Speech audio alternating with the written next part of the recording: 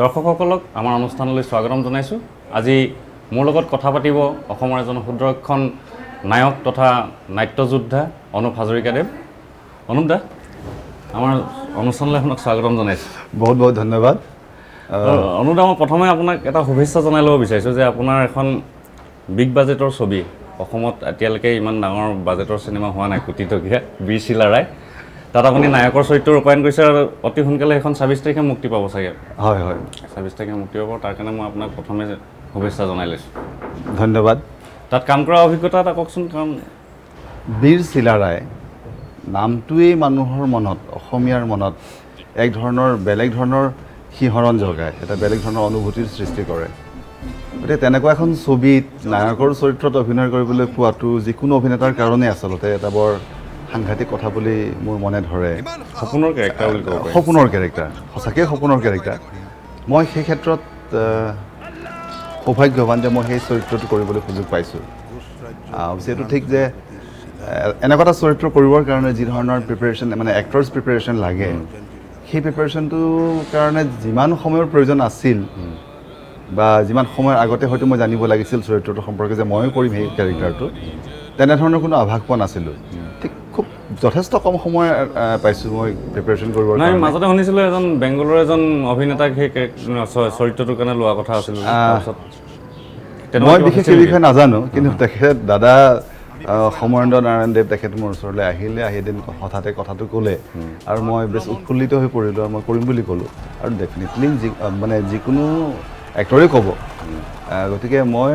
ক'লোঁ। আৰু তেখেতে হয়তো কোনোবাখিনিত মোৰ মাজত সেই চৰিত্ৰটোৰ চাৰিত্ৰিক কিছু মিল সাদৃশ্য দেখা পাইছে তেখেতে, আৰু সেইকাৰণে তেখেতে মোক ক'লে চাগে। আৰু কোৱাৰ পিছত মই প্ৰস্তুতি চলালোঁ, সামান্য পৰিমাণে যিখিনি সময় পালোঁ সেই সময়ৰ ভিতৰতে। তাৰপিছত মই চৰিত্ৰটো কৰিলোঁ। আৰু কৰাৰ যিটো অনুভৱ, আচলতে বীৰ চিলাৰায় বুলি সাধাৰণতে হয়তো বৰ বিশেষ পঢ়াও নাছিলোঁ তাৰ আগতে চৰিত্ৰটো সম্পৰ্কে, আৰু বিশেষ জনাও নাছিলোঁ। আমিন গাঁৱত ব্ৰহ্মপুত্ৰ পাৰ হৈ গ'লে মূৰ্তিটো দেখা পাওঁ, আৰু হয়তো সৰুতে বুৰঞ্জী পঢ়া, তাত এখন ছবি তৰোৱাল লৈ থকা, তাত বাহিৰে বেলেগ কিবা বহুত কথা মনত নাছিলে। কিন্তু চৰিত্ৰটো কৰাৰ পিছত ছবিখন সম্পৰ্কে ঠিক নহয়, চিলাৰায় সম্পৰ্কে যথেষ্টখিনি কথা জানিব পাৰিছোঁ। আৰু মই ভাবোঁ যে ছবিখন যদি চায়, আমাৰ নতুন প্ৰজন্মই চায়, যিকোনো অসমীয়াই চায় বা যিকোনো ব্যক্তিয়ে চায়, তেতিয়াহ'লে চিলাৰায় সম্পৰ্কে ভালেখিনি কথা জানিব পাৰিব, চিলাৰায় চৰিত্ৰৰ বিভিন্ন দিশ সম্পৰ্কে। আৰু মই ভাবোঁ যে জাতিক ভাল পোৱা মানুহে তেনেকুৱা এখন ছবি চোৱা উচিত। চালে আমাৰ জাতীয় বীৰ দুজনেই আছে, এজন বীৰ লাচিত আৰু এজন বীৰ চিলাৰায়। গতিকে চিলাৰায়ক জানিবৰ কাৰণে অন্ততঃ ছবিখন চোৱাটো উচিত। আৰু যিহেতু ছবি এনেকুৱা এটা মাধ্যম যাৰ মাজেদি এণ্টাৰটেইনমেণ্টটো হয়, আৰু মানুহক এইখন ছবিয়ে অন্ততঃ কিছু মানসিক খোৰাকো যোগাব পাৰে বা জ্ঞানো সমৃদ্ধ কৰিব পাৰে। এতিয়া গোটেই কথাখিনি চাই পেলাই মই ভাবোঁ যে অসমীয়াই চালে অন্ততঃ নিজৰ জাতীয় বীৰজনৰ সম্পৰ্কে বহু কথা তেখেতসকলে জানিব, গম পাব। বুৰঞ্জীমূলক চিনেমা এখন কৰিবলৈ হ'লে সাধাৰণতে আমি যিখিনি দেখা পাওঁ, এটা ডাঙৰ প্ৰস্তুতি লাগে সাধাৰণতে, যিকোনো বুৰঞ্জীমূলক ছবিৰ ক্ষেত্ৰতে। এইটো আপোনাৰ অসম বুৰঞ্জীয়ে হওক বা ভাৰত বুৰঞ্জীয়ে হওক, যিকোনো চৰিত্ৰ এটা ফুটাই তুলিবৰ কাৰণে এটা ডাঙৰ প্ৰস্তুতি দৰকাৰ হয়। সেই ক্ষেত্ৰত এই ছবিখনে তেনেকুৱা এটা সম্ভাৱনা কঢ়িয়াই আনিছে নাই? আৰু সেই প্ৰস্তুতিটো আচলতে অভিনেতাইতো কৰিব লাগেই নিজৰ চৰিত্ৰটোৰ কাৰণে, কিন্তু ফিল্ম মেকাৰ হিচাপে যিসকলে ছবিখন পৰিচালনা কৰে বা মানে বা যিসকলে ছবিখন প্ৰডিউচ কৰে, ইংৰাজীটো কৈ আছোঁ শব্দকেইটা, তেখেতসকলৰ প্ৰিপেৰেশ্যন, তেখেতসকলৰ ছবিখন সম্পৰ্কে ধ্যান ধাৰণা, তেখেতসকলৰ প্ৰস্তুতি, সেইটো বৰ সাংঘাতিক কথা। আৰু সেইটো ডেফিনেটলি মানে বিশাল পৰিমাণে লাগে, অলপ নহয়, বিশাল পৰিমাণেই লাগে আচলতে। আৰু এই ছবিখন সম্পৰ্কে তেখেতসকলৰ ধৰণেৰে কামখিনি কৰিছে। আৰু এটা ডেফিনেটলি কি হৈছে, গোটেই কথাটোত যথেষ্ট জনবহুল এখন ছবি, তাত বহুতো চৰিত্ৰৰ সমাৱেশ ঘটিছে, বহুত এৰেঞ্জমেণ্ট লগা হৈছে ইয়াত এখন ছবি কৰিবলৈ যাওঁতে হাতী ঘোঁৰাৰ পৰা আৰম্ভ কৰি গোটেইবোৰ গতিকে নিশ্চয়কৈ দৰং প্ৰডাকশ্যন হাউচে যি ছবিখন প্ৰযোজনা কৰিছে তেখেতসকলে নিশ্চয় ছবিখন কৰিবলৈ যাওঁতে তেখেতসকলৰ প্ৰস্তুতিখিনি ভালদৰে চলাইছে য'ত কেলকাতাৰ পৰা টেকনিচিয়ান আহিছে অসমৰ টেকনিচিয়ান আছে এটা হিউজ এটা কাৰবাৰ তেখেতসকলে কৰিছে কিন্তু এক্সপেক্টেশ্যনৰ সীমা নাথাকে লিমিট নাথাকে মই যদি ইমানকণ কৰিছোঁ তেনেহ'লে মানুহে ক'ব যে নহয় ইমানখিনি হোৱালে ভাল আছিলে যদি কোনোবাই ইমানখিনি কৰিছে ক'ব যে নহয় তাতকৈ অলপ বেছি হোৱালে ভাল আছিলে গতিকে এই কথাটো ইয়াৰ কোনো আপেক্ষিক কথাটো ইয়াৰ কোনো সীমা নাথাকে আৰু তাৰ কোনো মানে প্ৰস্তুতিৰ সীমা নাথাকে যে কিমান পৰিমাণৰ প্ৰস্তুতি হ'লে এটা কাম সম্পূৰ্ণ হ'ব অনুদা মই মাজতে এটা কথা কওঁ যে আপুনি কামাখ্যা মন্দিৰ নিশ্চয় গৈছে কামাখ্যা মন্দিৰৰ ভিতৰত সোমাইছে তাত নৰনাৰায়ণ আৰু চিলাৰায়ৰ দুটা মূৰ্তি আছে আপুনি যদি লক্ষ্য কৰিছে লক্ষ্য কৰা নাই চাগে মই মন্দিৰটোলৈ একদম ভিতৰতে আছে 2-3 বাৰ মানে কামাখ্যাৰ দেৱীপীঠ য'ত আছে তাৰ ঠিক উল্টা ফালে মন্দিৰৰ ভিতৰত দুটা মূৰ্তি আছে নৰনাৰায়ণ আৰু চিলাৰায় আৰু তাৰ যিজন চিলাৰায় মই অলপতে দৰ্শন কৰি আহিছোঁ আকৌ এবাৰ একদম আপোনাৰ নিচিনা দেখে মই সেই যিটো আপুনি নিজে এদিন চাই আহিবগৈ পাৰিব হয়তো সমৰেন্দ্ৰ নাৰায়ণ দেৱে হয়তো তাত যোৱা নাই কাৰণ কোচসকলৰ এটা হেৰি আছে আপোনাৰ অভিশাপ আছে কিংবদন্তি যে কামাখ্যা মন্দিৰ তেওঁলোকে দৰ্শন কৰিব নোৱাৰে এটা দেৱীৰ এটা প্ৰচলিত এটা কিংবদন্তি আৰু হয়তো সেইকাৰণে হয়তো তেওঁ নাযাব পাৰে কিন্তু আপোনাৰ লগত সেই চেহেৰাটো এটা মিল আছে মোৰ মনত পৰিল কাৰণে আপোনাক মই কৈ থ'লোঁ মই আচলতে তেনেকৈ হয়তো কেতিয়াও চোৱাই নাই কথাটো মই মন্দিৰ দৰ্শন কৰিবলৈ গ'লে সাধাৰণতে দেৱীকে দৰ্শন কৰা যায় গতিকে বাকীখিনি বস্তু ওচৰে পাজৰে নিশ্চয় তোমাৰ কথাটো মনত ৰাখি পেলাই মই এদিন যাব পাৰিব খুব ধুনীয়া আপুনি চালে গম পাব যে আপোনাৰ লগত বহুখিনি সাদৃশ্য আছে মুখৰ অনুকৃতিটো গোটেই আৰু যি নহওক আপোনালোকৰ প্ৰমো চাইছোঁ বীৰ চিলাৰে যথেষ্ট সুন্দৰ হৈছে আৰু টেকনিকেলি যথেষ্ট ভাল কাম কৰিছে যিজন সম্পাদক আছে প্ৰাঞ্জল কাশ্যপ তেখেতেও যথেষ্ট ভাল মানে প্ৰমো চাই কৰিছে প্ৰমোখিনি যথেষ্ট ভাল হৈছে আৰু আপোনাক মই পুনৰবাৰ শুভেচ্ছা জনাইছোঁ ধন্যবাদ আমি অনুপ দা নেক্সট আপুনি অসমত এটা নাট্য আন্দোলন যিটো আৰম্ভ হৈছিল বিশেষকৈ NSDianসকলৰ ফালৰ পৰা NSD পাছ কৰি বাহাৰুল্লা আপুনি এনেকৈ যিকেইজন জ্যোতিনাৰায়ণ নাথ এনেকৈ আহিছিল মই আগৰখিনি কথা কোৱা নাই পাছৰ ষ্টেজত গুৱাহাটীলৈ বাহাৰুল্লাহঁত আহি পেলাই গুৱাহাটী আৰম্ভ কৰিছিল নাটক এখন অলপ বেলেগ ধৰণৰ তাৰপিছত আপোনালোকেও আৰম্ভ কৰিছিল এই যিটো নাট্য আন্দোলন আপোনালোকে সলনি কৰিছিল অসমৰ পৰিৱেশটো নাট্য আন্দোলনৰ সেইটোৰ বিষয়ে অকণমান কওকচোন অসমৰ নাটকৰ পৰিৱেশটো আগৰ পৰাই ধনী আছিলে শ্ৰীমন্ত শংকৰদেৱ মাধৱদেৱ সেইসকলৰ অংকীয়া নাট তাৰ পিছৰ পৰা যদি পোনে পোনে জঁপিয়াই আহোঁ জ্যোতিপ্ৰসাদ আগৰৱালা তেখেতসকলৰ তেজপুৰৰ সেই সময়ৰ সেই নাটবোৰ গজেন বৰুৱা এই ফণী শৰ্মা বিষ্ণু ৰাভা তেখেতসকলৰ বিষয়ে যিখিনি পঢ়িছোঁ নাটকৰ বলিয়ালি তেখেতসকলৰ মনৰ মাজত সোমাই থকা নাটক লৈ পেলাই পৰীক্ষা নিৰীক্ষা বিভিন্ন ধৰণৰ সেইবিলাকেই ভেটি আধাৰ যাৰ ওপৰত ভেটি কৰি পেলাই পিছৰ প্ৰজন্মৰ লোকসকলে কামখিনি কৰিছে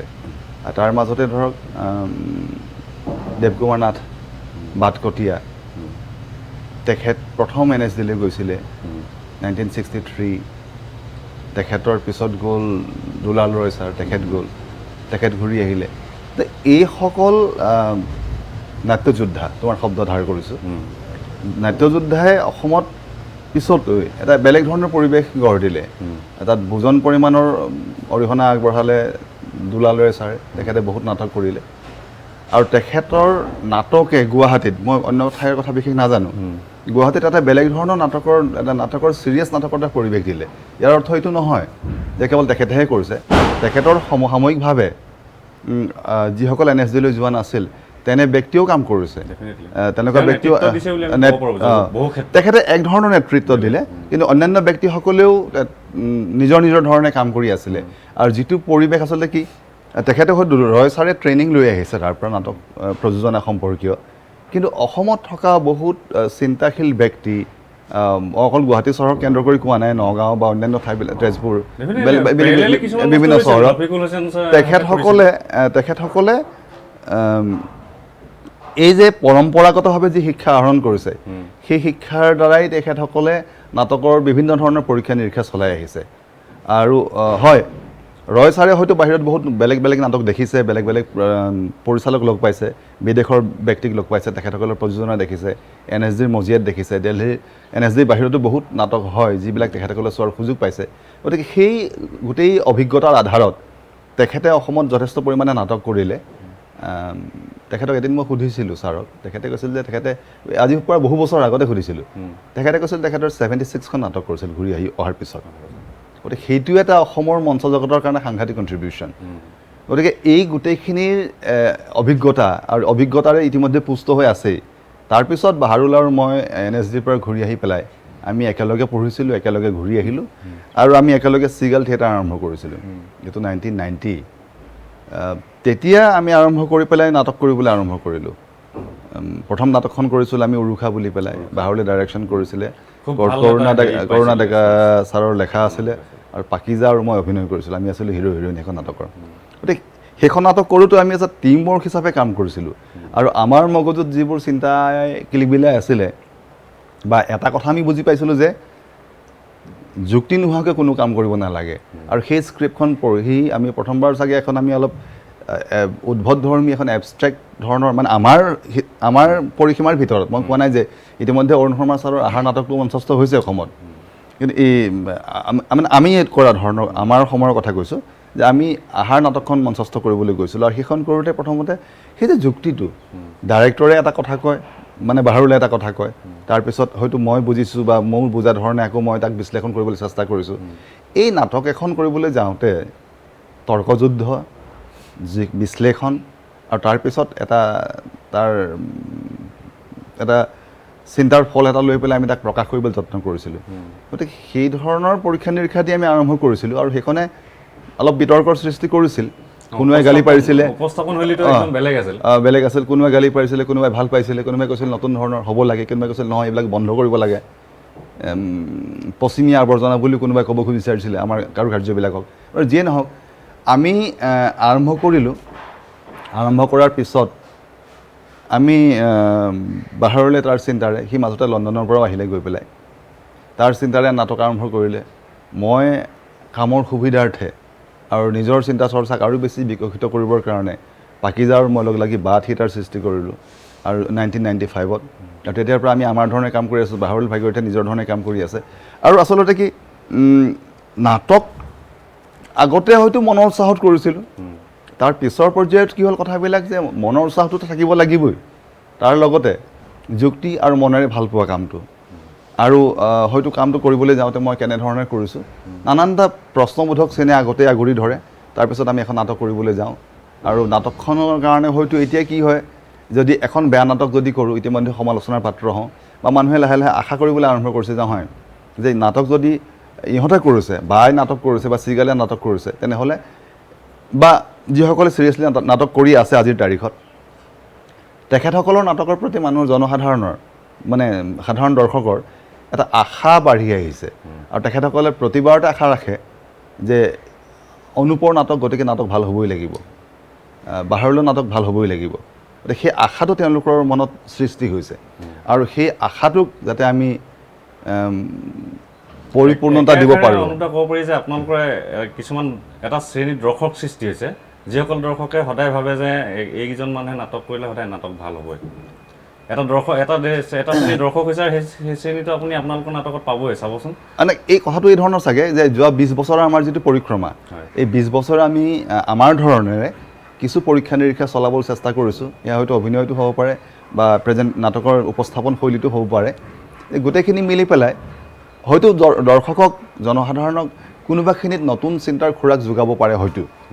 বা নাজানো, হয়তো নান্দনিক দিশৰ পৰা কোনোবাখিনিত হয়তো অলপমান হ'লেও তেখেতসকলক সেই মানসিক তৃপ্তি আমি দিবলৈ সমৰ্থ হৈছোঁ চাগে। গতিকে সেইটো কাৰণেও হ'ব পাৰে, যিটো কাৰণত তেখেতসকলে আমাৰ নাটকৰ কাৰণে আগ্ৰহেৰে বাট চায়। আৰু আমিও নিষ্ঠা সহকাৰে চেষ্টা কৰোঁ যাতে তেওঁলোকক যাতে আমি বিমুখ কৰিব লগা নহয়, কিন্তু প্ৰতিবাৰতে চেঞ্চুৰী মাৰাটো সম্ভৱ নহয়। অনুদা আৰু এটা কথা, মাজতে অসমত, মই বিশেষকৈ অসমৰ প্ৰেক্ষাপটত কথাটো আলোচনা কৰিব বিচাৰিছোঁ যে অসমত ব্ৰেখেটিয়ান ষ্টাইলটো খুব জনপ্ৰিয় হৈছিল এটা টাইমত। হয়। তাৰপিছত লাহে লাহে সেই তেনেকুৱা ধৰণৰ ষ্টাইলৰ কামবিলাক কমি গ'ল। কমি যোৱাৰ পাছত এটা লোক কলা কৃষ্টিক লৈ এটা নতুন ধাৰাৰ সৃষ্টি হৈছে, যিটো আপোনালোকে কৰিছে, গুণাকৰ দেৱগোস্বামী এইফালে কৰি আছে, আপোনালোকো আৰম্ভ কৰিছে, আৰু মহেন্দ্ৰ বৰঠাকুৰ, কৰুণা ডেকা ছাৰ, এখেতসকলৰ যথেষ্ট নাটক আছে, অৰুণ শৰ্মা ছাৰৰ নাটকো এতিয়া বেলেগ ধৰণে আপোনালোকে উপস্থাপন কৰিছে। এই যিটো পৰীক্ষা নিৰীক্ষা আপোনালোকে কৈছে লোকসংগীতক লৈ, মই আপোনাৰ এখন নাটক চাইছিলোঁ, যথেষ্ট হেৰি হৈছিল, মই নাটকখনৰ নাম এই মুহূৰ্তত মোৰ মনলৈ অহা নাই, লোকশিল্পক লৈ কৰিছিল অলপ দিনৰ আগত, আমি চৰণ দাস চুৰ নামৰ এখন নাটক কৰোঁ, মই পাহৰি গৈছোঁ একজেক্টলি নামটো। এই যিটো আপোনালোকে পৰীক্ষা নিৰীক্ষা কৰিছে, এই পৰীক্ষা নিৰীক্ষাটো কিমান দিনলৈকে আপোনালোকে ভেলুৱেবল বুলি ভাবে, যেনেকৈ ব্ৰেফেটিয়ানটোৱে এটা ভেলুৱেবল সেই কথাটো আচলতে সময় সাপেক্ষ গোটেই কথাটো। আৰু আমি যেতিয়া এখন নাটকৰ কথা ভাবোঁ, নাটকখন ভাবিলে নাটকৰ বিষয়বস্তু কি, নাটকে কেনেধৰণৰ প্ৰেজেণ্টেশ্যন ডিমাণ্ড কৰে, সেই কথাটো অকণমান আমি আলোচনা কৰোঁ নিজৰ মাজতে। আলোচনা কৰি পেলাই যে মই এখন নাটকৰ কথাই ক'লোঁ, আৰু বেলেগৰ কথা নহয়, নিজৰ কথাই কৈছোঁ। মিৰি জীয়ৰী নামৰ এখন নাটক কৰিছিলোঁ, ৰজনীকান্ত বৰদলৈৰ উপন্যাস। এই উপন্যাসখনক মই নাট্যৰূপ দিব চেষ্টা কৰিছিলোঁ, আৰু সেইখন আমি মঞ্চস্থ কৰিছিলোঁ। যেতিয়া মিৰি জীয়ৰী নাটকখন কৰিবলৈ গৈছোঁ, তেতিয়াহ'লে ডেফিনেটলি নাটকৰ যিটো উপন্যাসৰ যিটো পৰিৱেশ, পটভূমি, আমি সেই পটভূমিলৈ যাবলৈ চেষ্টা কৰিছোঁ। হয়তো নাটকৰ ভাষাটোক আমি মিচিং ভাষাৰে ক'ব পৰা নাই, হয়তো দুই এটা শব্দ বা দুই এটা গীত মাত প্ৰয়োগ কৰিছোঁ তেনেধৰণে, কিন্তু সম্পূৰ্ণকৈ যিহেতু আমাৰ সকলোখিনি শিল্পীয়ে মানে ক'ব নোৱাৰে ভাষাটো, গতিকে আমি অসমীয়া ভাষাতেই আমি মঞ্চস্থ কৰিছিলোঁ। সেই তেনেকৈ চৰণ দাসৰ নাটক মঞ্চস্থ কৰিবলৈ যাওঁতে, তেতিয়া এইটো প্ৰথমবাৰ মই কৰিছিলোঁ 1995ত, আৰু তেতিয়া প্ৰথম মঞ্চস্থ কৰিছিলোঁ পলাশবাৰীত, আৰু তেতিয়া ভাবিছিলোঁ যে কেনেকৈ মঞ্চস্থ কৰা যায়, আৰু কাৰণ নাটকখন দেখিছিলোঁ মই, হবিব তনবীৰ চাহাবক সেই নাটকখন মঞ্চস্থ কৰা মই দেখিছোঁ, আৰু তেওঁলোকে ছত্তীশগড়ী ফ'ক লৈ পেলাই বৰ ধুনীয়াকৈ মঞ্চস্থ কৰিছিলে। গতিকে মই যদি ছত্তীশগড়ী ফ'ক লৈ কাম কৰিবলৈ যাওঁ, মইতো টোটেল ফেইলিয়াৰ হ'ম, কাৰণ সম্ভৱেই নহয় যে মই সেইটো পৰিৱেশত কেনেকৈ কাম কৰিম। আৰু তেতিয়াহ'লে ভাবিছিলোঁ যে কি কৰা যায়, তেতিয়াহ'লে তেখেতে যদি নিজৰ বস্তু লৈ পেলাই কাম কৰিছে, মানুহে চাইছে, তে আমিও আমাৰ নিজৰ বস্তু লৈ কাম কৰিব লাগিব, তেতিয়াহ'লে আমাৰ বস্তুবিলাকৰ কিছু ভেলিউ থাকিব। আৰু ইণ্টাৰেষ্টিংলি সেই নাটকখন খুব ভাল পাইছে মানুহে। আমি কৰিছিলোঁ অসমৰ নাগাৰা নাম লৈ পেলাই, নাগাৰা নামৰ মাজে মাজে ক'ৰবাত আমি বৰপেটাৰ নাও খেলৰ গীতো অলপমান প্ৰয়োগ কৰিছোঁ, কিন্তু মূলতঃ নাগাৰা নাম লৈ পেলাই কাম কৰিছোঁ। আৰু কৰাৰ পিছত খুব বেছি ভাল পাইছে, ওজাপালিও অকণমান ক'ৰবাত আছে, খুব ভাল পাইছে। আৰু যোৱা বছৰ আমি এটা ফেষ্টিভেলত, বাহিৰৰ ফেষ্টিভেল, অসমৰ বাহিৰত মঞ্চস্থ কৰিছিলোঁ, আৰু এইবাৰো ইতিমধ্যে খবৰ পোৱা মতে একেটা ফেষ্টিভেলৰ কাৰণেই সেই নাটকখন আকৌ তেওঁলোকে বিবেচনা কৰাৰ কথা ভাবিছে। গতিকে সেইটো বৰ ডাঙৰ কথা যে তেখেতসকলে ইমান ভাল পাইছে, আৰু ভাল পোৱাৰ মূলতে নিশ্চয় এখন নাটকক খুব ৰিয়েলিষ্টিকেলি পোনে পোনে মঞ্চস্থ কৰাতকৈ আমি তাক এনেকুৱা এটা শিল্পকলাৰ মাজেদি মঞ্চস্থ কৰাৰ কাৰণেই হয়তো চাগে তেখেতসকলে নাটকখন বেছি ভাল পাইছে। আৰু এনেও তাৰ বিষয়বস্তু বৰ আকৰ্ষণীয়, জনসাধাৰণক, যিকোনো সাধাৰণ মানুহক চুই যায়। গতিকে এই নাটকৰ প্ৰেজেণ্টেশ্যন শৈলীটোৱে মানুহক বেছি আকৰ্ষণীয় কৰি তুলিছে, ভাল পাইছে তেওঁলোকে। মই মাজত আৰু এটা কথা সুধিম, যথেষ্ট আমি বহুতখিনি গধুৰ কথা নহয়, মই এই কথাটো ক'ব খুজিছিলোঁ যে আমি কিমান দিনলৈ চলি থাকিব, কিমান দিনলৈ চলিব, সেই কথাটো আচলতে মানুহৰ চিন্তা চৰ্চা। আগতে ব্ৰেক্ট সোনকালে ওচৰ চাপিছিলে, তাৰপিছত হয়তো ষ্টেনিস্লাভস্কি আহিলে, তাৰপিছত গ্ৰোটস্কি, হেন তেন, আৰু বহুত ধৰণৰ ইজিম আহি আছে। গতিকে সেই ইজিমবিলাক মানুহে সময়ে সময়ে লৈ আছে। এতিয়া মোৰ ধাৰণা হৈছে যে আচলতে গোটেই বস্তুটো যিহেতু চিন্তা চৰ্চাবিলাক মানুহৰ মগজুৰ উপযোগ্য, মানুহে নিজে ভাবিছে, আৰু এতিয়া এই বিষয়ত গৱেষণা নতুনকৈ কৰিব পৰা এটা পৰিৱেশো আহি পৰিছে। গতিকে এই গৱেষণাৰ দ্বাৰা হয়তো এনেকুৱা হ'ব পাৰে যে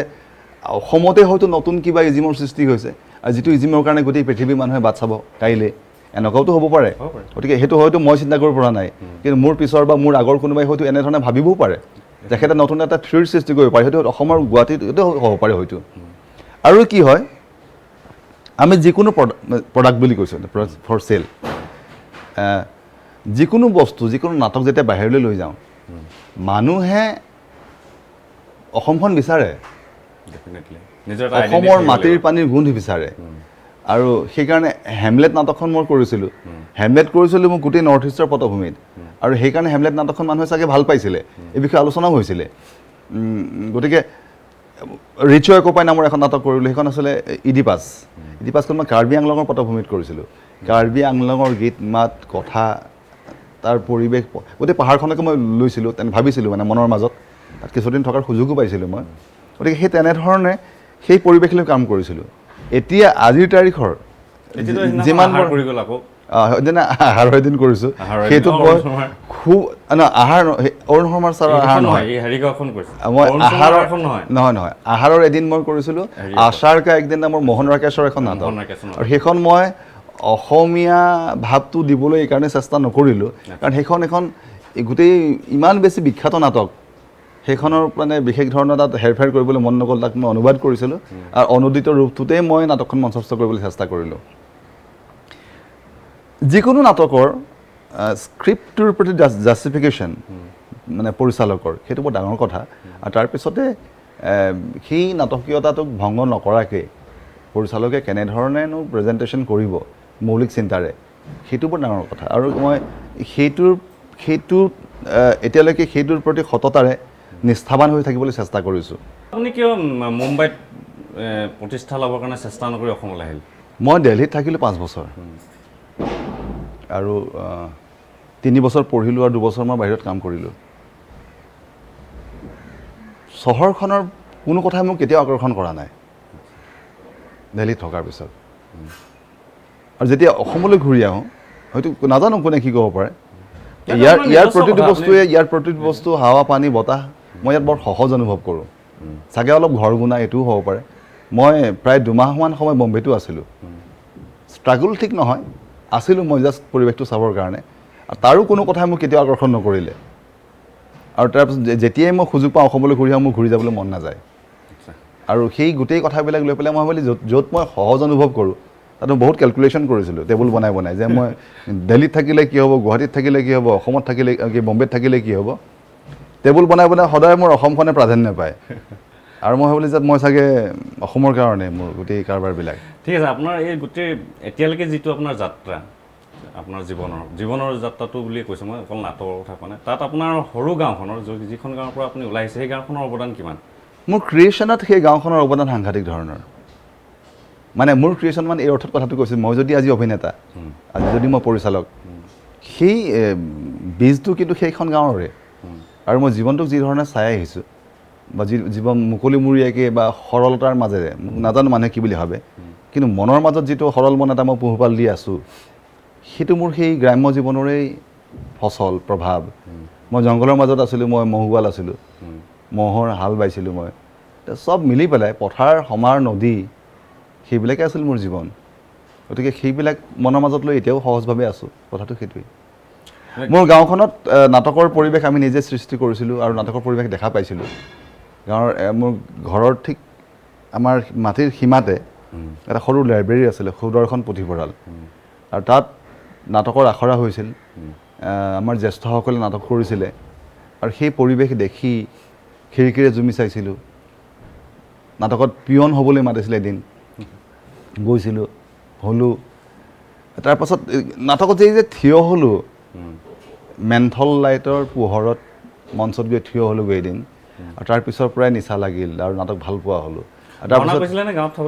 দুৰ্ভাগ্য, মই আজিলৈকে ভাওনা কৰা নাই। ভাওনা খুব চাইছোঁ মই, খেৰত বহি নামঘৰৰ মজিয়াত, কিন্তু ভাওনা কৰাৰ বয়সটোতে, যিটো বয়সত ভাওনা কৰিবলৈ দিয়ে আচলতে গাঁৱত, সেই বয়সটোতে মই গাঁৱৰ পৰা গুচি আহিলোঁ। আৰু তাৰপাছত আৰু সেই সুযোগ কেতিয়াও নাপালোঁ মই আজিলৈকে। দুখ লাগে নাই?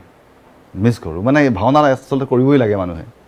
ভাওনা নকৰিলে সম্পূৰ্ণ নহয়। অসমীয়া মানুহে ভাওনা নকৰিলে, বিশেষকৈ উজনি ল'ৰাই এটা দুখ লগা কথা এটা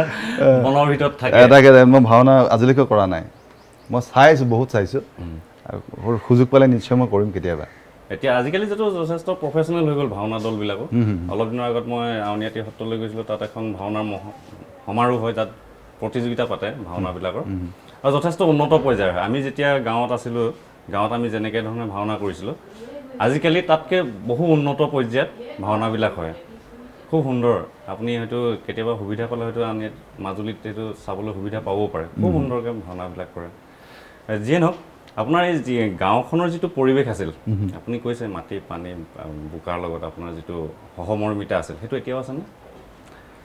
এতিয়াও আছে। মানে কি, মই বছৰত এবাৰ হ'লেও বা দুবাৰ হ'লেও গাঁওখনলৈ যাওঁ। আৰু গ'লে মই নদীৰ পাৰলৈ যাওঁ নদীৰ পাৰ সেই নৈসৰ্গিক পৰিৱেশ য'ত মই মহটোলৈ ঘূৰি ফুৰিছিলোঁ নদীত সাঁতুৰিছিলোঁ নাও চলাইছিলোঁ শৈশৱৰ দুষ্টালি গোটেইবোৰ মিলি পেলাই যাওঁ আকৰ্ষণ কৰে এতিয়া যিটো আপুনি এখন কংক্ৰিটৰ নগৰত বাস কৰে গুৱাহাটীত আৰু ইয়াত এটা ক্ৰিয়েটিভ জীৱন আপুনি পালন কৰি আছে এই ক্ৰিয়েটিভ জীৱনটো পালন কৰিব যাওঁতে কংক্ৰিটৰ মহানগৰীখনত তাত যেতিয়া আপুনি এটা ক্ৰিয়েটিভ চিন্তা কৰে সৃষ্টিশীল চিন্তা এটা কৰিবলৈ বিচাৰে তেতিয়া সেই গাঁওখনৰ কথাবোৰে আপোনাক খুন্দা মাৰে নে নামাৰে ধৰি লওক আপুনি এটা পৰিৱেশ সৃষ্টি কৰিবলৈ লৈছে এখন নাটকৰ যে মোক এনেকুৱা এটা সৰু বৰ লাগিব এনেকুৱা এটা বাহনি লাগিব এনেকুৱা সেই তেতিয়া তেনেকুৱা ধৰণৰ চিটুৱেশ্যন এটা ক্ৰিয়েট কৰিবলৈ আপোনাৰ গাঁওখনৰ কথা মনত পৰে নে বেলেগ কিবা মনত ডেফিনেটলি গাঁওখনৰ কথাই সেই গাঁওখন যিবিলাক গাঁৱত মই ডাঙৰ হৈছিলোঁ গাঁও মানে যিবিলাক অৰ্থটো এই অৰ্থত কৈছোঁ মই কথাটো মোৰ গাঁওখনততো মই ডাঙৰ হৈছোঁৱেই ঠিকেই কিন্তু ওচৰ পাজৰ গাঁওবিলাকৰ বা বন্ধু বান্ধৱৰ লগতো সম্পৰ্ক আছিলে আৰু তেওঁলোকৰ তাত গৈ মই থাকিছিলোঁগৈ বিশেষকৈ দেউৰী বন্ধু এজন আছিলে মোৰ তাতে বৰগাং মানে সেই ৰজাবাৰীৰ তাত ললিত দেউৰী মোৰ বন্ধু তাহাঁতৰ ঘৰলৈ যাওঁ মই তাহাঁতৰ চাঙত থাকোঁ এতিয়া তাহাঁতৰ জীৱনটোকো মই জানিব চেষ্টা কৰিছিলোঁ ওচৰৰ পৰা আৰু সেই আকৰ্ষণটো আগ্ৰহটো মোৰ শৰীৰৰ পৰাই আছিলে তেনেকৈ আচলতে সেইবিলাকে সমল যেতিয়া মই কিবা এখন নাটক কৰোঁ এতিয়া পাকিজাই ডাইৰেকশ্যন কৰিছিলে মেনকা নাটকখন তাই ডাইৰেকশ্যন কৰোঁতে কিছু সংলাপ মই লিখিছিলোঁ স্ক্ৰিপ্ট নাট্যৰূপ পাকিজা বেগমে দিছিলে কিন্তু দুই এটা সংলাপ মই লিখিছিলোঁ আৰু সেই দুই এটা সংলাপত মোৰ গ্ৰাম্য জীৱনটোক মই যেনেকৈ দেখিছিলোঁ যেনে মই উদাহৰণ হিচাপে তোমাক কওঁ সৰুতে আমাৰ পদূলিৰ পৰা এখন পথাৰ বিশাল এখন পথাৰ খৰালি দিনত সেই পথাৰৰ মাজেদি গৰু গাড়ী চলে মোৰ একেবাৰে শৈশৱত দেখা এখন বিয়াৰ কথা মনত পৰে গৰু গাড়ীত চৈ দিয়া আছিলে আৰু এই অলপ ৰঙীন কাপোৰ আছিল কিবা তাত দৰা কইনা আহিছিলে বিয়া এখন আৰু সেই তাৰে এটা সংলাপ মই লিখিছিলোঁ যে ৰঙা কাপোৰেৰে চৈ দিয়া এখন গৰু গাড়ী দক্ষিণ পাৰৰ এই হেন যায় গৰু হনাই টানি লৈ যাব টিলিঙাৰ কটলং শব্দ সেই গোটেই শব্দবোৰ আচলতে শৈশৱ মই যি দেখিছিলোঁ মোৰ চকুৰ আগত ভাঁহি থকা ছবিখনকে মই শব্দৰে লিখিছিলোঁ আৰু সেইবিলাকেই হয়তো মেনকা নাটকৰ দুই এটা এক্টৰে কোনোবাখিনিত কৈছে সকলোবোৰ নহয় কিয়দাংশ গতিকে সেইবোৰ বা এতিয়াও যদি কিবা এখন গ্ৰাম্য জীৱনৰ পটভূমিত কিবা এটা কৰোঁ তাত মোৰ সেইবোৰ ছবিয়ে মোক কামত দিয়ে মানে কি সেইখিনিয়ে সমল আচলতে মই ভাবোঁ তোমাৰো একেই কথা আমি ইয়াত যিমানে ঘূৰি নুফুৰোঁ যিহে নকৰোঁ যেতিয়া আমি চকু মুদি ভাবোঁ যিকোনো এটা পৰিৱেশ লৈ পটভূমিলৈ লিখাৰ কথা আৰম্ভ কৰোঁ তুমি নাজিৰাৰ কথাই ভাবিবা তোমাৰ চকুত সেইখনেই ভাঙি উঠিব মোৰ নিতাই পুখুৰী দিহিঙা গাঁৱে ভাঙি উঠিব বা দিহিং নদীখনেই ভাঙি উঠিব সেইবিলাক কথাই আৰু অনুপ দা আপোনাৰ জীৱনসংগীগৰাকী এগৰাকী অসমৰ খুব চিৰিয়াছ নাট্যকৰ্মী পাকিজা বেগম আপোনালোক লগ হ'ল কেনেকৈ উৰুখাই তাত নাটক কৰিবলৈ আহিছিল পাকিজা বেগম তেতিয়াই লগ পালোঁ আৰু এই লগ পাই পেলাই সেই কথাটো মই আচলতে বহুতক বন্ধুক কেতিয়াবা কৈছোঁ মই তেতিয়ালৈকে NSDত মোৰ লগত 3জনী ছোৱালী আছিলে 5জনী আছিলে 6জনী আছিলে ইনফেক্ট তাৰে 3জনীয়ে আধাতে এৰি গুচি যাব লগা হ'ল বিভিন্ন কাৰণত আৰু 3জনীয়ে শেষলৈকে কণ্টিনিউ কৰিলে আমি একেলগে কাম কৰিলোঁ কিন্তু এজ কো-এক্টৰ বা এক্ট্ৰেছ মই যিদিনা প্ৰথম ৰিহাৰ্চেল কৰিছিলোঁ সেইদিনা পাকিজা বেগমৰ মাজত মই এজনী বেলেগ অভিনেত্ৰীৰ সন্ধান পালোঁ মই ভাবিছিলোঁ যে মই আজিলৈকে পোৱা যিমানবোৰ কো-এক্ট্ৰেছ তাতকৈ দেখোন বেলেগ সেই বেলেগটোৰ সন্ধান বেছি গভীৰভাৱে কৰিবলৈ যাওঁতে চাগে প্ৰেম নহয় ঘৰ সংসাৰ হ'ল আৰু যিয়ে নহওক আপোনালোকৰ যিটো সন্মিলিত প্ৰচেষ্টা বা থিয়েটাৰ যিটো আপোনালোকৰ অনুষ্ঠান আৰু আপোনালোকে এখন বিদ্যালয় ইতিমধ্যে গঢ় লৈছে আপোনালোকৰ বিদ্যালয় বুলি নহয় আচলতে আমাৰ এটা নিজৰ অনুষ্ঠান আছে বা নামৰ আমি মাজে মাজে আমাৰ অনুষ্ঠানটোৱে কৰ্মশালা আয়োজন কৰোঁ এতিয়ালৈকে আমি স্কুল আৰম্ভ কৰা নাই কিন্তু আমাৰ দলটোৱে আমি বিভিন্ন ঠাইত ভাৰতবৰ্ষৰ বিভিন্ন ঠাইত নাটক মঞ্চস্থ কৰোঁ এতিয়া বাহিৰৰ দলবিলাকৰ আমন্ত্ৰণ ক্ৰমে বা বিভিন্ন অনুষ্ঠানবিলাকৰ এই যে আপোনালোক দুজন নাটকৰে মানুহ দুইজনেই চিৰিয়াছ যথেষ্ট কাজিয়া লাগে নালাগে নাটকক লৈ আমি আমাৰ নাটকৰ পৰিৱেশটো বন্ধ হৈছে বুলি পাৰি অসমত মানে আমাৰ ঘৰত যোৱা 26 জুনৰ পৰা 26 জুনত আমি ৰবীন্দ্ৰ ভৱনত আহাৰৰ এদিন নামৰ নাটকখন মঞ্চস্থ কৰিলোঁ আৰু যোৱা 26 জুনৰ পৰা আজি কি তাৰিখ হ'ল আজি 18 তাৰিখ আজিলৈকে আমাৰ এই প্ৰায় 22 দিন আমাৰ ঘৰত নাটক নাই গতিকে আমাৰ ঘৰত কাজিয়াও নাই যেতিয়া আপুনি পৰিচালক হিচাপে থাকে অনুষ্ঠানটোৰ নাটক এখনৰ অকল এইখনৰ কথাই কোৱা নাই তেতিয়া পাকিজা বাৰ লগত আপোনাৰ দৃষ্টিভংগীৰ পাৰ্থক্য নহয় নেকি যে পৰিচালনাৰ ক্ষেত্ৰত তেওঁ কিবা এটা ভাবে আপুনি কিবা এটা ভাবে এনেকুৱা ৰাতিপুৱা চাহকাপ খোৱাৰ পৰা ৰাতি খোৱালৈকেতো কাজিয়াই চলে মানে সেইটো এটা এফালৰ পৰা হেল্ডি কথা নাটকক লৈ কোৱা কথাই কৈছোঁ মই এতিয়া আমাৰ নাটক নাই গতিকে আমাৰ কাজিয়াৰ প্ৰসংগই নাহে আমি কি বিষয় লৈ কাজিয়া কৰিম বাকী বিষয় লৈ কাজিয়া কৰিবলগীয়া কথা একোৱেই নাই কিন্তু নাটক যেদিনাৰ পৰা ষ্টাৰ্ট হয় সেইদিনা ৰাতিপুৱা উঠি চাহকাপ খাই টেবুলত যদি একেলগে আকৌ নাখালেও নহয় একেলগে আমি একেলগে চাহকাপো খাওঁ আৰু আমাৰ দ্বন্দ্ব আমাৰ বিতৰ্ক তাতেই আৰম্ভ হয় দিনটো চলিব ফ্ল'ৰত চলিব আৰু ৰাতি শোৱালৈকে বিভিন্ন যুক্তি লৈ পেলাই আৰু চাগে অনুষ্ঠান এটা সবলভাৱে জীয়াই ৰাখিবৰ কাৰণে এই বিতৰ্কখিনি এই আত্মসমালোচনাখিনি আৰু এই ইটোৱে সিটো কৰা সমালোচনা ক্ৰিয়েটিভ ক্ষেত্ৰত বৰ প্ৰয়োজন আৰু যিদিনাই আমি এটা আনটোক প্ৰশংসা কৰিবলৈ আৰম্ভ কৰি দিম চাগে সেইদিনাই আমাৰ শ্বাটাৰ ডাউন হৈ যাব অনুদা আপোনালোকে NSDত থাকোঁতে যথেষ্ট বাহিৰৰ নাটক চাইছিল বহুত তাতে কাৰণ ধাৰাবাহিকভাৱে বাহিৰৰ নাটক মঞ্চস্থ হয় আপোনালোককো কৰিব দিয়ে বা অসমৰ কি ভাৰতৰ যিবিলাক বিখ্যাত নাট্যযোদ্ধা আছে বা আছিল তেখেতসকলৰ নাটক আপোনালোকে কৰিছে বা তেওঁলোকৰ লগত কামো কৰিছে সেই যিটো বিশাল অভিজ্ঞতা NSDৰ সেই অভিজ্ঞতাটো সম্পূৰ্ণৰূপে কামত লগাব পাৰিছেনে অসমত আহি কি হয় মনৰ কোনোবাখিনিতো সোমাই থাকে ভাল লগা কথাবোৰ যেনে এখন চাইনিজ নাটক চালোঁ এখন জাপানিজ নাটক চালোঁ বা উৎপল দত্তৰ কল্লোল নাটকখন চাইছিলোঁ হেৰিয়াৰ ৰুদ্ৰপ্ৰসাদ সেনগুপ্তৰ নাটক চাইছোঁ ৰতন থিয়ামৰ নাটক চাইছোঁ হবিব তন্বী চাহাবৰ চাইছোঁ গতিকে এই গোটেই কথাবিলাক এই ছবিবোৰ মনৰ কোনোবাখিনিত নহয় কোনোবাখিনিত সোমাই থাকেই গতিকে আৰু হয়তো NSDৰ ভিতৰতো নিজে নকৰা কিছুমান নাটক চাইছোঁ যিবিলাক ভাল পৰিচালকে পৰিচালনা কৰিছিলে সেই পৰিচালকসকলৰ যেনে ৰঞ্জিত কাপুৰ মোৰ অন্যতম প্ৰিয় পৰিচালক আমাৰ ৰবীন দাস ছাৰ তেখেতৰ নাটকবোৰ বিৰাট ভাল পাওঁ গতিকে এই নাটকবোৰ চোৱাৰ পিছত এই নাটকবোৰৰ কোনোবা কথাই মনৰ মাজত ক্ৰিয়া কৰি থাকে অনুপ্ৰেৰণা যোগায় আৰু কেতিয়াবা নাটক কৰিবলৈ মন গ'লে মোৰ মিউজিকেল প্ৰডাকশ্যন যিবোৰ মই কৰিছোঁ আজিলৈকে সেইবিলাকৰ আঁৰত কিন্তু ৰঞ্জিত কাপুৰ ছাৰ কোনোবাখিনিত সোমাই আছে মই মিউজিকেল প্ৰডাকশ্যনবোৰ কৰোঁতে তাৰ যিটো স্পীড তাৰ যিটো ৰিডম ধৰিব চেষ্টা কৰিছোঁ কোনোবাখিনিত হয়তো ৰঞ্জিত কাপুৰৰ মই বেলেগ কোনোবা এখন নাটক চাইছোঁ বা ৰবীন দাস ছাৰৰ বেলেগ এখন নাটক চাইছোঁ কিন্তু তাৰ যিটো গানৰ আকৰ্ষণ গানৰ সুৰ একে নহয়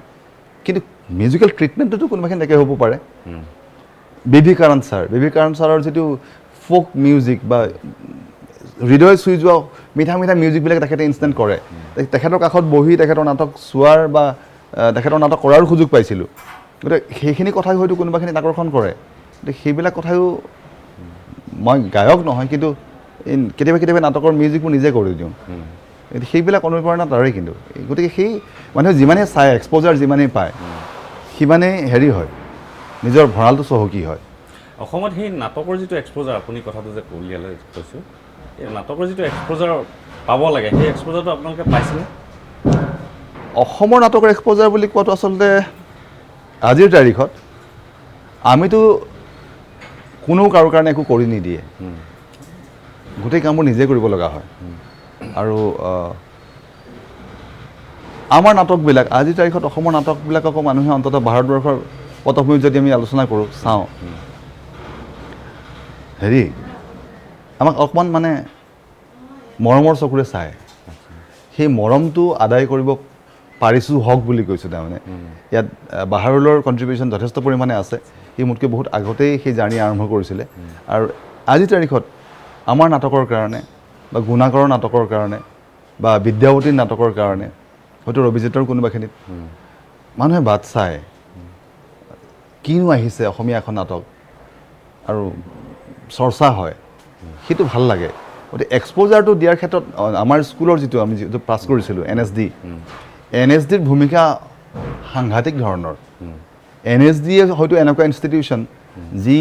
পাছ কৰি যোৱাৰ পিছতো নিজৰ যিসকল গ্ৰেজুৱেট তেখেতসকলৰ কামৰ খবৰ ৰাখে আৰু যদি কোনোবাই ভাল কাম কৰিছে বুলি গম পায় সেই কামক এটলিষ্ট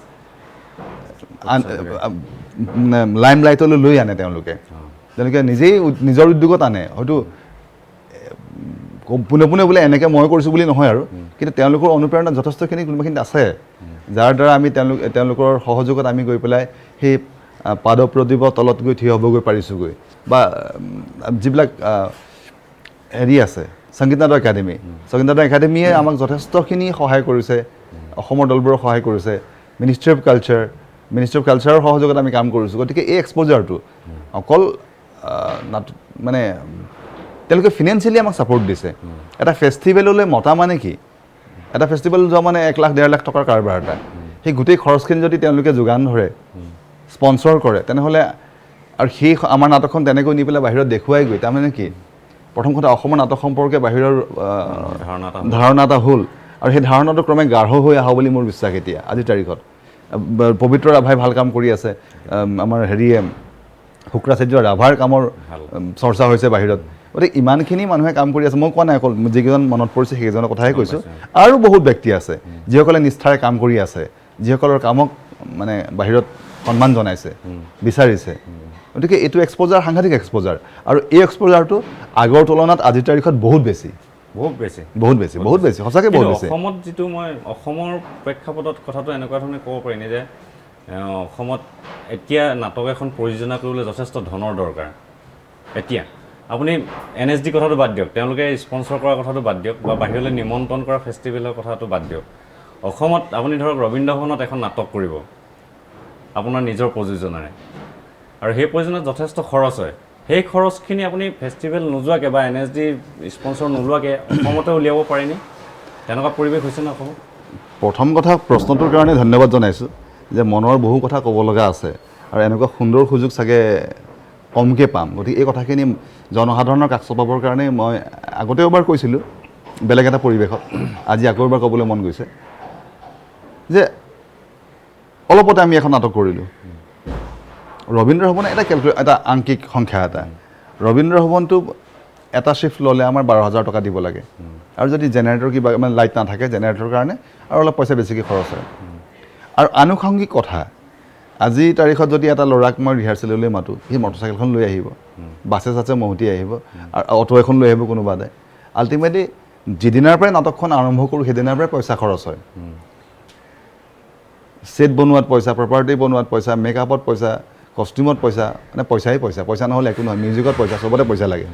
আৰু এখন নাটক কৰিবলৈ গ'লে ন্যূনতম 50,000 টকা এটা শ্ব' কৰিব সাধাৰণতে নহয় মিনিমাম বুলি কৈছোঁ মই মিনিমাম 50,000 টকা এটা নহ'লে ৰবীন্দ্ৰ ভৱনত এটা শ্ব' কৰিব নোৱাৰি আৰু আমি অলপতে ৰবীন্দ্ৰ ভৱনত হেৰি কৰিছিলোঁ এই মানে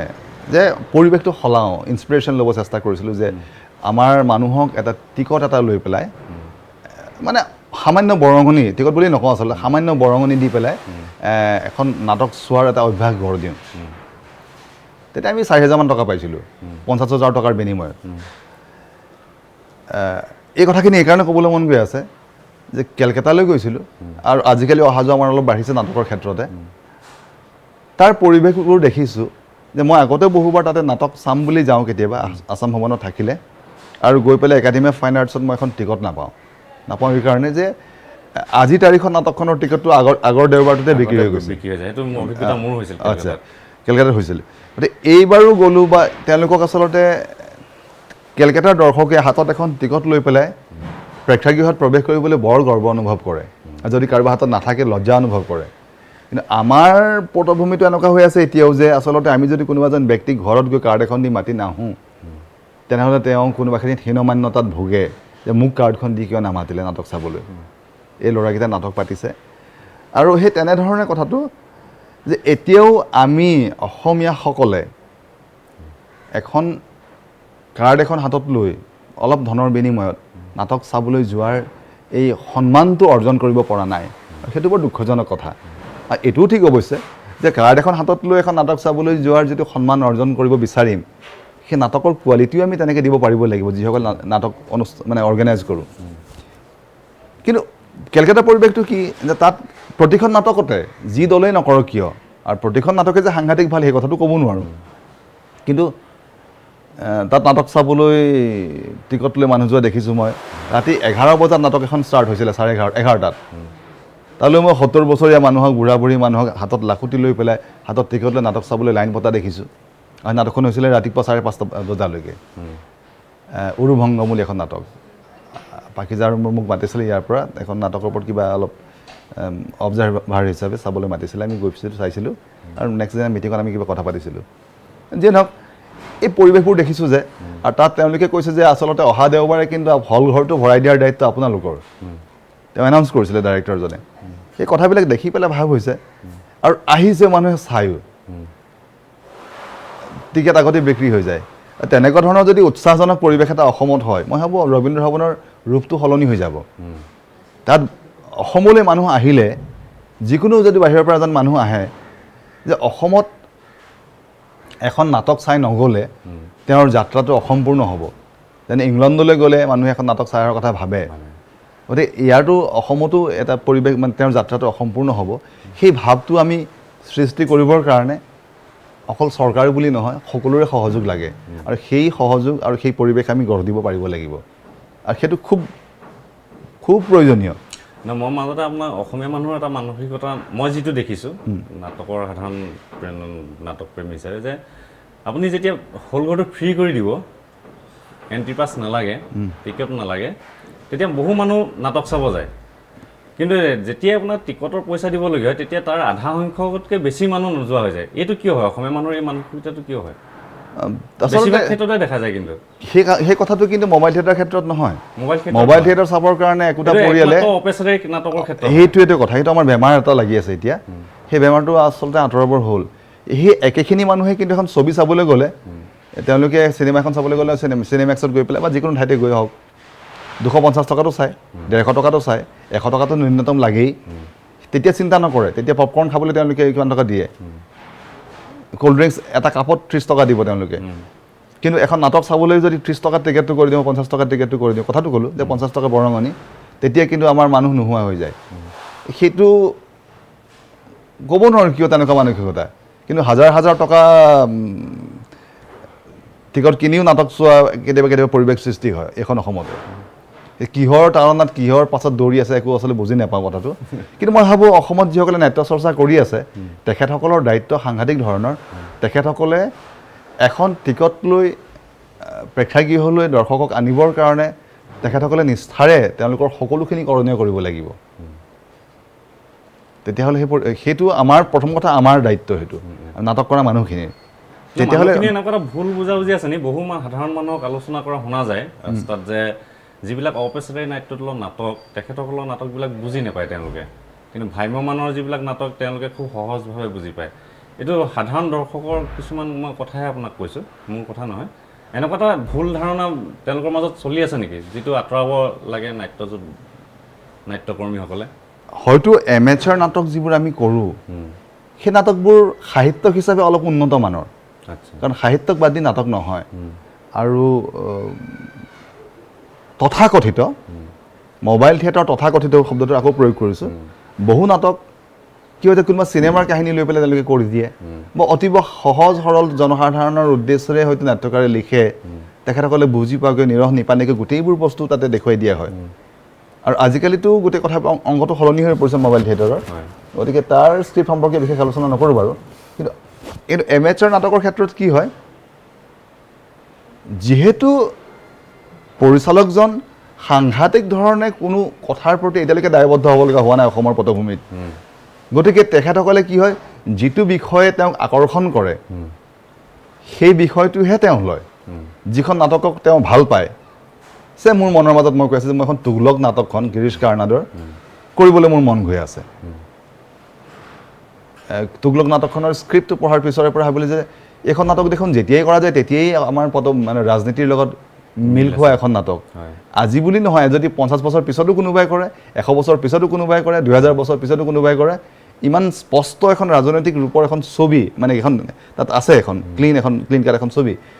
গতিকে সেই ছবিখন যেতিয়া তেতিয়াই পোৱা যায় তাৰ মাজত তাৰমানে সময় সাপেক্ষ সেইখন নাটক মোৰ মন গৈ আছে এতিয়া মই মনত ভাবিছোঁ যদি মোৰ নাটক আপোনাৰ নেক্সট পৰিকল্পনা কি কোনোবাই যদি সোধে মই তেনেকৈ ক'ব পাৰোঁ হয়তো ভবা নাই কৰিম নকৰিম কিন্তু হয়তো তেনেকুৱা এটা উত্তৰ থাকিব পাৰে তেনেকুৱা প্ৰতিজন এমেচাৰ নাটকৰ ডাইৰেক্টৰৰ ক্ষেত্ৰতে তেনেকুৱা হ'ব পাৰে যে তেওঁ মনৰ মাজত এখন পাগুলি থকা এখন ছবি এখন নাটক এটা বিষয়বস্তু যিটোৰ ওপৰত তেওঁ এখন নাটক কৰিব কিন্তু মোবাইল থিয়েটাৰৰ মূল তত্ত্বটোৱে হ'ল যিহেতু এটা থিয়েটাৰ কোম্পানীৰ লগত 100টা পৰিয়াল মানুহ থাকে 100টা মানুহৰ লগত 100টা পৰিয়ালৰ সম্পৰ্ক থাকে তাৰ ধন আহৰণ কৰিবই লাগিব তেওঁলোকক ধনৰ যোগান ধৰিবই লাগিব আৰু তাৰ কাৰণে সহজ সৰল বিষয়বস্তু বা আকৰ্ষণীয় বিষয়বস্তু বা এনেকুৱা ধৰণৰ কিবা এটা যিটো ছাবজেক্টৰ কাৰণে মানুহ দৌৰি আহিব কিবা কিবি মই নাম নকওঁ এতিয়া যিটো কাৰণে মানুহ দৌৰি আহিব তেওঁলোকে চাবহি আহি পেলাই হয়তো সেইকাৰণে এমেচাৰ নাটকবিলাক এতিয়াও আৰু মানুহে চাবলৈ যিহেতু নাহে প্ৰথম কথা হ'ল যিহেতু এজন সাধাৰণ শ্ৰেণীৰ পাঠক বা সাধাৰণ শ্ৰেণীৰ দৰ্শক তেওঁ যদি ভাল নাটক চোৱাৰ অভ্যাস নকৰে তেওঁ ভাল নাটক কোনোদিনেই বুজি নাপাব আৰু ভাল সাহিত্য পঢ়াৰ অভ্যাস নকৰিলেও বা এখন উৎকৃষ্ট নাটক পঢ়াৰ অভ্যাস নকৰিলেও তেওঁ জীৱনত উৎকৃষ্ট নাটকৰ সোৱাদটো নাপাব আৰু যেতিয়াই তেওঁ এবাৰ পাব উৎকৃষ্ট নাট্য সাহিত্যৰ সোৱাদটো তেতিয়াই তেওঁৰ কি এটা ৰুচি সলনি হৈ যাব আৰু তেনেকৈ ৰুচি ডেফিনেটলি সলনি হৈছে এই নতুন প্ৰজন্মৰে হওক বা পুৰণা প্ৰজন্মৰে হওক এই মানুহবিলাকে এমেচাৰ নাটক লাহে লাহে ভাল পাবলৈ আৰম্ভ কৰিছে কিন্তু এটা কথা ঠিক যেনেকৈ সেই কবিতা নপঢ়িলে মই আধুনিক কবিতা বুজি নাপাওঁ বুলি কোৱাটো সহজ হয় কিন্তু কবিতা পঢ়িবই লাগিব পঢ়িলেহে লাহে লাহে বুজি পাব একেটাই কথা আধুনিক নাটক চাবই লাগিব চালে কষ্ট কৰিবই লাগিব মানুহজনে কষ্ট বুলি কথা নহয় আচলতে কৰিবলৈ হ'লে মই অনেষ্টলি মই কলেজত পঢ়ি থাকোঁতে ৰবীন্দ্ৰ ভৱনৰ নাটক কিনি টিকেট কিনি নাটক চাবলৈ পইচা নাছিলে মোৰ তেতিয়া টিকেটত শ্ব' হৈছিলে আৰু মই গৈ গেটকিপাৰজন যিজন আছিলে তেওঁৰ কাষত গৈ তেওঁক ৰিকুৱেষ্ট কৰিছিলোঁ মই বি বৰুৱা কলেজত পঢ়ি আছিলোঁ দাদা মোৰ লগত পইচা অলপো নাই নাটকখন চাবলৈ দিব নেকি মোৰ বৰ মন গৈছে প্ৰথমতে মানা কৰি দিলে অলপ পাছত মোৰ মুখখন চাই পেলাই ক'লে ঠিক আছে যোৱা ভিতৰলৈ আৰু মই গৈ এখন নাটক চাইছিলোঁ অন্ধা যুগ NSDৰ থাৰ্ড ইয়েৰৰ ষ্টুডেণ্টে কৰিছিলে সীমা বিশ্বাসে গান্ধাৰী এক্টিং কৰিছিলে আৰু সেই ৰতন ধিয়াম ছাৰৰ ডাইৰেকশ্যন আছিলে মই একো বুজি পোৱা নাছিলোঁ নাটকখন কিন্তু মই দেখিছোঁ যে নহয় কিবা এটা বেলেগ দেখোন এই কিবা এটা বেলেগটো সেই বেলেগটো মই অনুভৱ কৰিছিলোঁ এইখন নাটক চালোঁ মই পাছত চিন্তাও কৰিলোঁ যে এখন কিবা বেলেগ নাটক সেই বেলেগ ভাৱটো মনত সোমাইছিলে একো বুজি নোপোৱাকৈ গতিকে সেই এমেচাৰ নাটক চাবলৈতো লাগিব মানুহে চালে লাহে লাহে ডেফিনেটলি যদি তেওঁ বুজি নাপায়ো ডেফিনেটলি বুজি পাব আৰু ইমান অদ্ভুত কথাও একো নহয় নাটকে ডেফিনেটলি কাৰণ দৃশ্য শ্ৰাব্য মাধ্যমটোত বুজি পাবলৈ যথেষ্ট সহজ হয় ডেফিনেটলি সাহিত্যতকৈ সৰহচলীয়া অলপ কষ্ট কৰিব লাগিব বুজিবলৈ দেৱব্ৰত দাস বুজি পাবলৈ কষ্ট কৰিব লাগিব ভৱেন শইকীয়া ছাৰতকৈ মই কোৱা নাই কোনোবা এজন হেৰি ওপৰতল কোৱা নাই কিন্তু তেওঁলোকৰ নিজৰ নিজৰ কিছুমান ষ্টাইল আছে সেই ষ্টাইল মতে কথাবিলাক হয় নাটকৰ ক্ষেত্ৰতো সেইটোৱে চাগে যে চবৰে এটা এটা ষ্টাইল আছে আৰু সেই ষ্টাইল মতে কামবিলাক প্ৰেজেণ্ট কৰা হয় অনুপ দা বহুত কথা পাতিলোঁ আৰু এটা মই আপোনাক কথা সুধিম সেইটো হৈছে অসমৰ বৰ্তমান প্ৰেক্ষাপটত এই যিটো আপোনালোকৰ এমেচাৰ নাট্য আন্দোলন এই আন্দোলনটো কিমান দূৰলৈ গতি কৰিব পাৰে বুলি আপুনি ভাবে আৰু নতুন পুৰুষৰ মাজত এই আন্দোলনটোৰ প্ৰভাৱ কিমান এই 20 বছৰে অসম মুলুকত নাটকৰ পৰিৱেশটো অকণ বেলেগ ধৰণে গঢ় লৈছে এতিয়া হৈছে কি যে নাটক মানুহে শিকিবলৈ বিচাৰে নাটক জানিবলৈ বিচাৰে বিজ্ঞানসন্মতভাৱে নাটকীয় কলাটোক আয়ত্ব কৰিবলৈ বিচাৰে আৰু সেইটো অকল গুৱাহাটী বুলি নহয় অসমৰ গাঁৱে ভূঞে চুকে কোণে সেই যিসকলে অকণমান বিষয়ে পঢ়া শুনা কৰিছে বা সংস্পৰ্শলৈ আহিছে তেখেতসকলৰ মনত সেইটো জন্ম হৈছে আৰু সেইকাৰণে হয়তো লখিমপুৰৰ লালুকৰ তেনেকুৱা ল'ৰা ছোৱালীবিলাকো NSDলৈ যাবলৈ আৰম্ভ কৰিছে আৰু তেওঁলোকে নাটকৰ কৰ্মশালাত অংশগ্ৰহণ কৰিছে এইটো অৰ্থ এইটো নহয় যে মানে ইয়াৰ অৰ্থ এইটো নহয় যে ইয়াৰ আগতে কৰা নাছিলে ৰফিকুল হুছেইন মুনিন ভূঞা আলী হাইদৰ এই সকলো কিন্তু অসমত কৰা নাটকৰ কৰ্মশালাৰে প্ৰডাক্ট ৰফিকুল দাই এটা কৰ্মশালাত অংশগ্ৰহণ কৰিছিলে NSDৰ কৰ্মশালা তেওঁ শাৰীৰিক অসুস্থতাৰ কাৰণে গোটেই কৰ্মশালাটো সম্পূৰ্ণ কৰিব নোৱাৰিলে কিন্তু তেওঁ আধা কৰি ওলালেও তাৰ প্ৰভাৱটো তেওঁ গোটেই নাট্য জীৱনত কোনোবাখিনিত আছে তেওঁ এতিয়া এজন নাটক পগলা মানুহ নাটকৰ কাৰণে তেখেতৰ গোটেই জীৱনটো উৎসৰ্গিত নাটকেই তেখেতে কৰে গতিকে এই কথাখিনি সেই যে বীজটো সেইটো কিন্তু তেখেতৰ কোনোবাখিনিত NSDৰ প্ৰভাৱটো আছে তাৰ পাছৰ সময়খিনিত হয়তো সেই ৱৰ্কশ্বপৰ যিটো মানে সংখ্যাটো কমি গৈছিলে, কিন্তু পিছৰ পৰ্যায়লৈ আকৌ অসমত যথেষ্ট পৰিমাণে NSD ৱৰ্কশ্বপবোৰ হ'বলৈ আৰম্ভ কৰিলে। আৰু ৱৰ্কশ্বপবিলাক হোৱাৰ ক্ষেত্ৰত চাগে আমাৰ ফালৰ পৰাও কিছু উদ্যোগ আমি গ্ৰহণ কৰিছিলোঁ, মানে আমি যিখিনি NSDৰ পৰা পাছ কৰি আহিছিলোঁ পিছৰ পৰ্যায়ত, সেইখিনি আমি সেই উদ্যোগটো লৈছোঁ আৰু তাৰ গোটেই প্ৰচাৰ আৰু প্ৰসাৰ দুয়োটা সমানে বাঢ়িছে। এটা ৱৰ্কশ্বপত যদি 20 জন ছাত্ৰ অংশগ্ৰহণ কৰে বা 30 জনে কৰে, আৰু 30 জন ছাত্ৰ যদি বিভিন্ন নিজৰ নিজৰ ঠাইলৈ সৰু সৰু ঠাইলৈ গুচি যায়গৈ, তেনেহ'লে তাত এটা পৰিৱেশ হ'লেও গঢ় লয়, যেনেকৈ আমি সৰুতে গাঁৱত নাটক কৰিছিলোঁ। গতিকে সেই সৰু সৰু গাঁওবিলাকলৈ গৈ তেওঁলোকে আৰম্ভ কৰিছে, নিজৰ নিজৰ ঠাইলৈ গৈ তেওঁলোকে আৰম্ভ কৰিছে, নাটক কৰিবলৈ আৰম্ভ কৰিছে। আৰু শিকাৰ প্ৰচেষ্টাটো তেওঁলোকে কেতিয়াও কোনোখিনিত বন্ধ কৰা নাই। যেতিয়াই সুযোগ পাইছে তেওঁলোকে আৰু আৰু আৰু আৰু আৰু আৰু মানে নতুন শিক্ষা, নাটক সম্পৰ্কীয় নতুন অভিজ্ঞতা সেইবিলাক বুটলিবলৈ, নতুন প্ৰডাকশ্যন চাবলৈ চেষ্টা কৰিছে। আৰু সেই এক্সপ'জাৰটো তেওঁলোকে ল'বলৈ যত্ন কৰিছে। গতিকে কি হৈছে যে নাটকীয় শিক্ষাটোৰ প্ৰসাৰ ঘটিছে, শিক্ষাৰ প্ৰসাৰ ঘটিছে। অনুদা, মই আপোনাক প্ৰথমে সুধিবলগীয়া এটা প্ৰশ্ন মই শেষলৈ সাঁচি ৰাখিছোঁ, সুধিম বুলিয়ে, মানে নুসুধোঁ বুলিয়ে প্ৰথমে সোধা নাই। সেই প্ৰশ্নটো হৈছে যে অভিনয়ৰ ক্ষেত্ৰত প্ৰণালীবদ্ধ শিক্ষা কিমান দৰকাৰী? কাৰণ প্ৰণালীবদ্ধ শিক্ষা নোহোৱাকৈতো এজন ভাল অভিনেতা বা অভিনেত্ৰী হ'ব পাৰি। গতিকে আমাক কিয় প্ৰণালীবদ্ধ শিক্ষাটো দৰকাৰ অভিনয়ৰ ক্ষেত্ৰত? নটসূৰ্য ফণী শৰ্মা যদি চোৱা যায়, এজন দুৰ্দান্ত অভিনেতা। মই তেখেতৰ অভিনয় ছবিতে দেখিছোঁ, নাটকত দেখা নাই, সুযোগ নাপালোঁ জীৱনত। বা তেনেকুৱা হয়তো বহুত বেলেগ অভিনেতা, মোবাইল থিয়েটাৰৰ বহুত দিগ্গজ অভিনেতাৰ গাঁৱে নাম লয় বা থিয়েটাৰৰ লগত জড়িত ব্যক্তিসকলে কয়। গতিকে এইসকল ব্যক্তিৰ জীৱনত কোনো প্ৰণালীবদ্ধ শিক্ষা নাটকৰ ক্ষেত্ৰত, অভিনয়ৰ ক্ষেত্ৰত নাছিলে, কিন্তু তেখেতসকলে জীৱনৰ অভিজ্ঞতাৰ পৰা আহৰণ কৰিছিলে। আৰু সদায় কি হয়, NSD 3 বছৰ, মানুহৰ জীৱনটোতো অন্ততঃ 3 বছৰীয়া নহয়। 3 বছৰ তেওঁলোকে এখন মাত্ৰ খিৰিকী খুলি দিয়ে, যে বা খিৰিকী খুলি সেই খিৰিকীৰে জুমি চাবলৈ শিকায়, যে এইখন বাহিৰৰ পৃথিৱী চাবলৈ শিকা, ওলাই যোৱা, আহৰণ কৰা, একেখিনি কথাই যিখিনি তেওঁলোকে গোটেই জীৱন জুৰি কৰিলে। আজিৰ আমাৰতকৈ অলপ ছিনিয়ৰ এজন এক্টৰ তপন দাস। তপন দাসক অসম মুলুকত তেখেতৰ দৰে শক্তিশালী আজিৰ তাৰিখত এক্টৰেই নাই। ইমান এজন ভাল অভিনেতা, তেখেতটো স্কুলত পঢ়িবলৈ যোৱা নাই। তেখেতে যিখিনি কৰিছে, তেখেতৰ যিটো অধ্যয়নপুষ্ট মন, এটা বস্তু জানিবৰ কাৰণে জিজ্ঞাসা, সেই গোটেইখিনি লৈ এজন তেখেতৰ সেই মেডনেছটো মনৰ মাজত গঢ় দিছে। আৰু তাৰ পৰাই তেখেতে আহৰণ কৰিছে, মুকুতা বুটলি তেখেতে আমাক বিলাই দিছে সকলোকে, যে এনেকৈ আহৰণ কৰিব পাৰি। গতিকে এই কথাবিলাক, প্ৰথম কথা হ'ল কি, নিজৰ মনৰ মাজত বাসনাটো থাকিবই লাগিব যে মই আহৰণ কৰিম। আৰু স্কুলত পঢ়িও হয়তো যথেষ্ট গজমূৰ্খ এটাও থাকিব পাৰে, পাছ কৰি ওলাই অহাৰ পাছত হয়তো একো নকৰিবও পাৰে। কাৰণ হয়, সোমালে প্ৰণালীবদ্ধ অধ্যয়ন সম্পৰ্কে তেওঁৰ ধ্যান ধাৰণা অলপ বাঢ়িবলৈ আৰম্ভ কৰে, কিন্তু 3 বছৰত একো শেষ নহয়। গোটেই জীৱন জুৰি তেওঁ আৰম্ভহে হয়, গোটেই জীৱন জুৰি কৰিবলগীয়া ঢেৰ কাম থাকে। গতিকে সেইটো এইটো ঠিক যে আগ্ৰহটো বাঢ়ি যায়। আৰু যদি আগতে পঢ়া শুনা নকৰিছিলোঁ, অলপ অধ্যয়নপুষ্ট মন এটালৈ ওলাই আহিব পাৰে আৰু জীৱনটোক অলপ জুকিয়াই চাবলৈ শিকে। কিন্তু সেইখিনিতে শেষ নহয় নহয়। আৰু এইসকল ব্যক্তি যিসকলে স্কুললৈ নোযোৱাকৈ প্ৰণালীবদ্ধ শিক্ষা নোহোৱাকৈ আহৰণ কৰিছে, তেখেতসকলে আহৰণ কৰিছে জীৱনৰ পৰা। আৰু সেইটোৱে মূল সম্পদ। জীৱনক চাবলৈ শিকিলেই আমি বহু কথা শিকিব পাৰোঁ। আনন্দ, বহুত সময় আপোনাৰ লগত কথা পাতিলে যথেষ্ট ভাল লাগিল, আৰু বহু কথা আছিল, কিন্তু আমাৰ সময় যথেষ্ট হৈছে।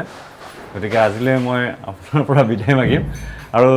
আমাৰ যিসকল দৰ্শক আছিল, দৰ্শকসকলে নিশ্চয় অভিনয়ৰ ক্ষেত্ৰত তেখেতৰ পৰা মাননীয় অনুপ হাজৰিকাদেৱৰ যিখিনি অভিজ্ঞতা, তেখেতৰ অনুভৱ, তাৰ পৰা যথেষ্টখিনি আপোনালোকে শিকিব পাৰিছে চাগে।